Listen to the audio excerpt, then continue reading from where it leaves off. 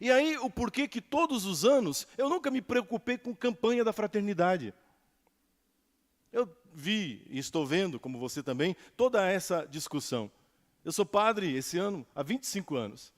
Há 25 anos, como padre, eu faço parte da campanha da fraternidade.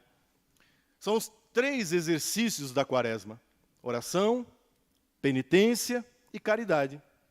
Caridade, aqui se encaixa, nesse terceiro tópico, um aspecto da caridade que a campanha da fraternidade propõe. Só que cada ano, se você lê, principalmente da década de 70 para cá, final da década de 70 para cá, quem escreve esses documentos da campanha da fraternidade, claramente são pessoas ligadas à teologia da libertação.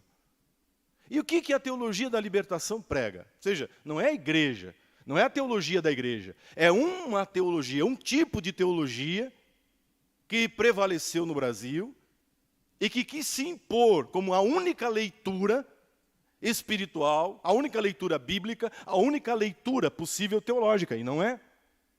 O que a teologia da libertação diz? Exatamente isso, que o nosso problema é estrutural, que se nós vencermos as estruturas, se nós conseguirmos transformar as estruturas políticas, econômicas, sociais e religiosas, aí o mundo será o paraíso. Aí nós teremos o reino de Deus aqui na terra. E isso é falso. Isso é mentira. E não sou eu que digo que é falso. Não sou eu que digo que é mentira. Primeiro é o evangelho que você acabou de ouvir. Segundo, o documento da Congregação para a Doutrina da Fé, Libertate Nuncios. Na época que o cardeal Ratzinger era o prefeito da congregação. De tantos desmandos que se espalharam pelo continente latino-americano, vindo dos frutos nefastos da teologia da libertação, que afastou o povo da igreja, que afastou o povo da vida espiritual, que fez da igreja, muitas vezes de comunidades, muitas vezes, um espaço de militância política orientadamente de esquerda. Orientadamente de esquerda. E aí, se você é de esquerda, o problema é seu. Não tenho nada com isso. Faça da sua vida o que você quiser. Agora, esse espaço não é o espaço para militância ideológica. E me prove, me mostre um único documento da campanha da fraternidade da década de 70, final da década de 70 para cá, década de 80, 90 e até os dias de hoje, que não tenha uma conotação profundamente, notadamente, majoritariamente, da teologia da libertação. Ou seja, de que todo o problema do ser humano, a libertação que o ser humano precisa, não é do pecado. Não é a libertação das estruturas do pecado original, do pecado que habita o coração do homem, do ser humano, das nossas paixões, das nossas más inclinações, da nossa desobediência a Deus. E daí o porquê precisamos de vida de oração. Precisamos de vida de oração na presença de Deus para que o Senhor tenha misericórdia de nós e transforme o nosso coração. É o que mais vale, é a coisa mais importante dos exercícios quaresmais. É o que Bernadette faz quando ela não entende o que está acontecendo. Ela reza, ela se põe em oração. Essa é a primeira atitude do cristão, diante de um mundo com estruturas que são contrárias à vontade de Deus. Como, claro que, por óbvio, que politicamente, economicamente, os pobres sofrem. Há discriminação racial no nosso país? Há. Com certeza. Há homofobia e que precisa ser combatida. Mas, meu irmão, você pode ler nos documentos que essa teologia produz e agora, escancaradamente, na campanha da fraternidade de 2021, está por escrito na cartilha da campanha desse ano. Que o que eles acham, o que eles pensam é assim: não quero que tenha homofobia, não quero que tenha mulher apanhando, e não queremos.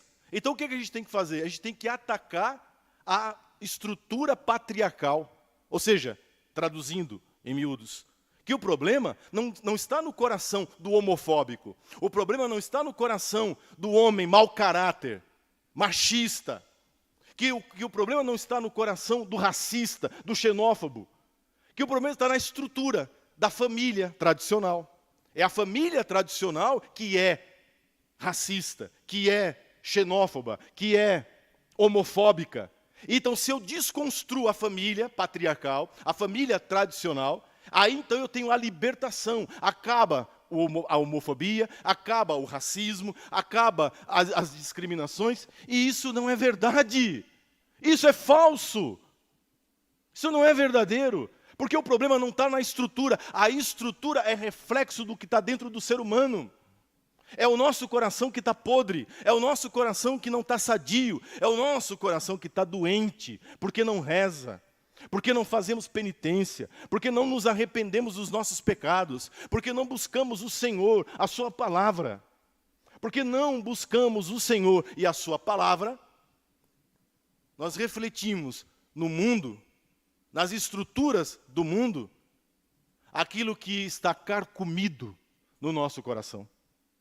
É isso que Jesus disse. Vocês acham que o problema está fora? Olha, não pode comer isso, não pode comer aquilo. Olha, a sinagoga é isso. Olha, o problema do templo é aquilo. Aliás, é isso que eles dizem. Leia qualquer documento da teologia da libertação, qualquer livro dos autores, que eu não vou dizer o nome aqui. Eles dizem exatamente isso, que Jesus Cristo era um revolucionário. Jesus Cristo era um ideólogo político e que ele morreu não para salvar os nossos pecados. Não porque ele se entregou para a nossa salvação, mas porque agitando e revolucionando o seu tempo, mexendo na consciência das pessoas, ele comprou briga com o Império Romano. Ele comprou briga com as estruturas políticas de poder do seu tempo, e por causa de questões políticas, sociais e econômicas, é que ele foi morto. E, portanto, se nós queremos estar no segmento de Cristo, nós temos que repetir o que Cristo fez. Ou seja, entrar em conflito político, social e econômico. Quem ensinou isso? Foi Jesus de Nazaré? É na Bíblia que você encontra isso? Não, meu irmão. Você encontra isso no Capital de Karl Marx. Você encontra isso na doutrina comunista, a luta de classes. Você encontra isso em Adorno, em Horkheimer, na escola de Frankfurt. Você encontra isso em autores. Você encontra isso na cartilha de partidos de esquerda, mas no Evangelho não. Esse não é o Cristo a quem eu amo, esse não é o Cristo a quem eu sirvo, esse não é o Cristo que libertou a minha vida. Por causa de um Cristo agitador político, por causa de um Cristo revolucionário, sabe, do seu tempo, há 30 anos, pelo menos nesse país, sequestraram a Semana Santa em muitas paróquias. Não nas minhas, não na minha paróquia, nunca. Nunca deixei de tratar o tema da campanha da fraternidade, mas sempre colocando o tema no seu devido lugar. Impossível passar uma campanha, o tempo da quaresma, 40 dias falando sobre o problema da água poluída, de que tem gente que está roubando a água, que o agronegócio, quer dizer, colocando o povo da cidade contra o povo do campo, o povo do agronegócio. O que é isso? É luta de classes. Estava escrito isso no documento da campanha da Fraternidade da Água? Estava. Vocês me ouviram tratar disso aqui nas missas? Não.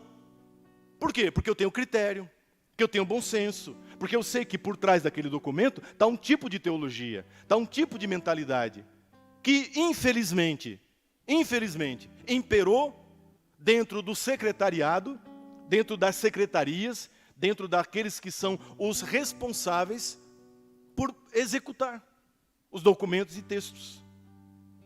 Campanha ecumênica, mas espera aí, mas a Igreja Católica está presente? Um padre, um teólogo, que não seja da teologia da libertação, fez parte da confecção? Não, não fez. Então não tem ecumenismo. Você juntou 4 pastores protestantes, um padre, ou não sei quem foi, um teólogo ortodoxo, e um padre católico da teologia da libertação, que a gente sabe o nome, endereço e telefone de quem foi. Eles creem nas mesmas coisas. Eles acreditam nas mesmas coisas. Sabe o que seria uma campanha ecumênica? Chama os batistas para conversar. Chama a Universal do Reino de Deus. Chama. Chama a Assembleia de Deus, que é a maior igreja evangélica do Brasil. Sabe por que não chama? Porque eles são conservadores. Porque eles são contra o aborto.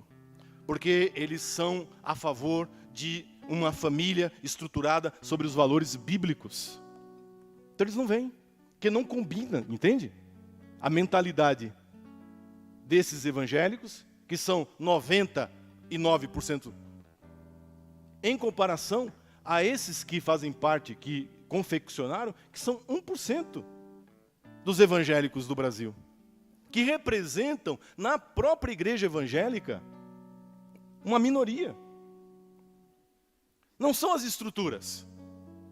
Santa Bernadette é a prova disso. Essa menina tinha tudo para ir para a marginalidade, para se transformar numa prostituta, para vender o corpo dela num cabaré francês, como haviam tantos naquela região.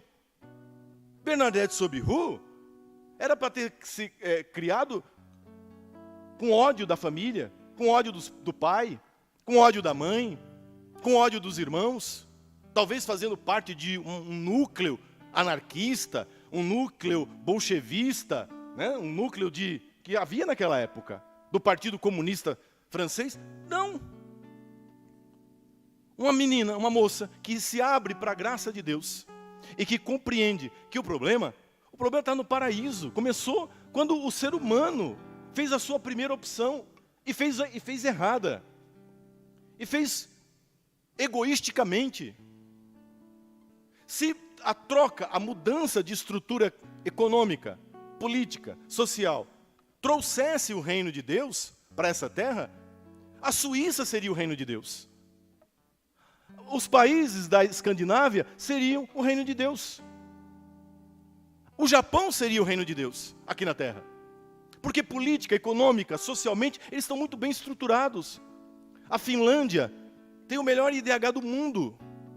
Mas a Finlândia não é o reino de Deus na terra.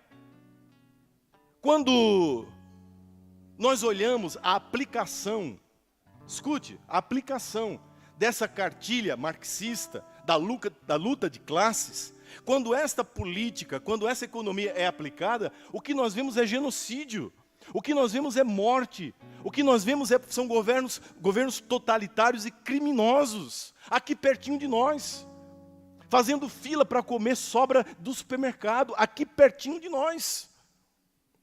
Entende? Como assim? E Bernadette, entendendo isso, compreendendo isso, se ajoelha diante do sobrenatural e entrega a vida inteira a Deus, pelas mãos de Nossa Senhora. Vocês acham que essa mensagem não é para os dias de hoje? Vocês acham que Nossa Senhora de Lourdes não tem uma mensagem atualíssima para esse momento que estamos vivendo? Bernadette viveu a vida inteira doente, fisicamente doente. Quando ela ficou paralítica na cama, uma freira chamou o padre para dar a unção. O padre e a freira entraram para visitá-la no quarto e fizeram uma brincadeira com ela, dizendo: o que você está aí com preguiça? Brincando, sabe? Aquelas brincadeiras chata, preguiçosa. O que você está fazendo aí deitada? E a resposta dela é a mensagem. De novo, a mensagem de Lourdes. Ela revela uma das coisas que Nossa Senhora tinha dito a ela. Ela disse assim: eu não estou aqui deitada com preguiça, eu estou aqui obedecendo as ordens de Nossa Senhora. Porque o meu trabalho aqui na terra é sofrer. A minha missão aqui nesse mundo é oferecer todos os meus sofrimentos, unido ao sofrimento de Cristo na cruz, pela salvação do mundo. Eu estou aqui no meu trabalho, no meu ofício, porque Nossa Senhora me disse que aqui nessa terra eu não teria alegria e felicidade. A minha alegria e a minha felicidade seria no céu. A minha alegria e a minha felicidade seriam no céu. Essa frase, se você disser essa frase para um teólogo da libertação, para um católico de esquerda, ele cospe na sua cara se brincar. Porque essa é a frase mais alienada que se possa imaginar. convém não aguentar, suportar dor, enfrentar a dor como uma missão, mas se rebelar, se revoltar. Essa é a lição que nós mais ouvimos nos dias de hoje. Que a gente tem que lutar, que isso seria uma alienação. O céu, não. Aqui na terra, as coisas têm que acontecer aqui embaixo. Aqui é que tem que ser o paraíso. Aqui é que tem que acontecer as coisas. Que isso seria um tipo de religiosidade alienante. Que tira da igreja, que tira do cristão, o seu caráter de mudança, de profecia da sociedade. Lourdes é uma grande alienação para essas pessoas. O sofrimento de um doente é inútil. Um bebê no ventre da mãe não vale nada. É um empecilho que precisa e pode ser descartado. Entende? Um patrão não é alguém que está servindo a Deus através do seu empenho em colocar a sua riqueza a serviço da sociedade. Não, é um inimigo que precisa ser derrubado. É alguém que precisa ser questionado. É alguém que precisa ser retirado. Em nome da igualdade. Quando na realidade nós sabemos que não há igualdade. Nunca houve igualdade. É exatamente na solidariedade, na compaixão que nós temos uns para com os outros, que Deus se manifesta. Que não vai ser derrubando ninguém, que eu vou a lugar nenhum. Essa é a mensagem de Lourdes. O Papa Francisco repetiu isso agora na mensagem aos enfermos, porque amanhã é o Dia Mundial dos Enfermos, porque é dia de Nossa Senhora de Lourdes. Na mensagem do Papa, o Papa diz exatamente isso, que, veja, se tudo se resume à revolução, à transformação política, social, onde ficam os doentes? Esses que agora não podem fazer nada. Eles são inúteis, eles são descartáveis, porque nós estamos caminhando para isso. O ser humano está se tornando descartável. Se ele não é um agente de transformação, se ele não é um agente político, se ele não é um agente social, então não serve, não tem serventia, pode ser eliminado. Olhe, veja a que ponto nós chegamos. Veja para onde a humanidade está caminhando. De um lado, esse capitalismo selvagem, entende? Que só vê dinheiro, que só vê lucro, desalmado, sem coração. E do outro lado, o ódio, o ressentimento, a revolução.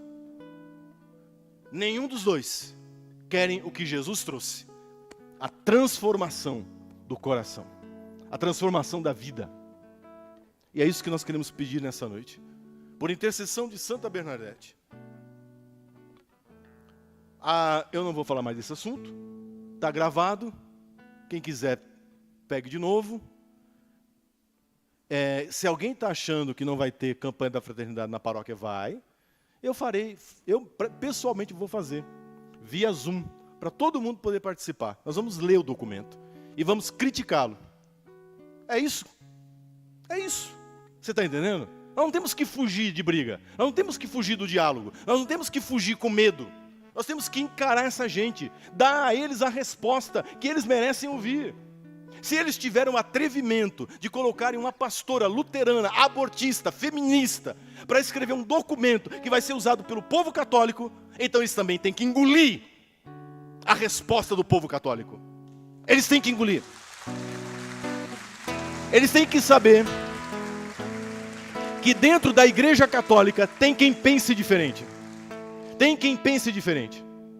Que dentro da Igreja Católica existem pessoas também que tem tarimba, que tem traquejo filosófico e teológico, para poder discutir a nível com eles, de igual para igual.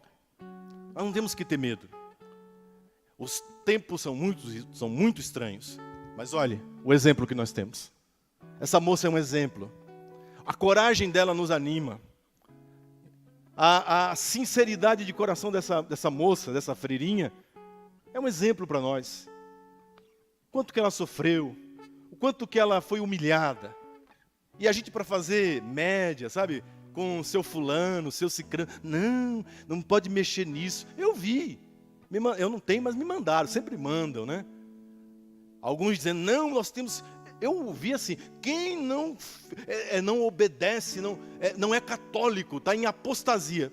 Pois então é isso, né? Agora sim. Veja, isso são os ecumênicos, viu? Esses são os da tolerância. Esses são os que dizem Jesus é amor. Esses são os que dizem, olha, não julgueis. São esses que chamam você de apóstata, que chamam você de anticatólico, estão dizendo que você nem católico é. Estão dizendo que você desobedece o bispo, desobedece o papa. São os da tolerância, são eles. Que nunca deram valor às estruturas da igreja. Que nunca deram valor à autoridade de bispo. Que nunca deram valor ao poder e autoridade petrina do Santo Padre o Papa. Eles vêm ditar. Para nós, católicos, o que é ser católico?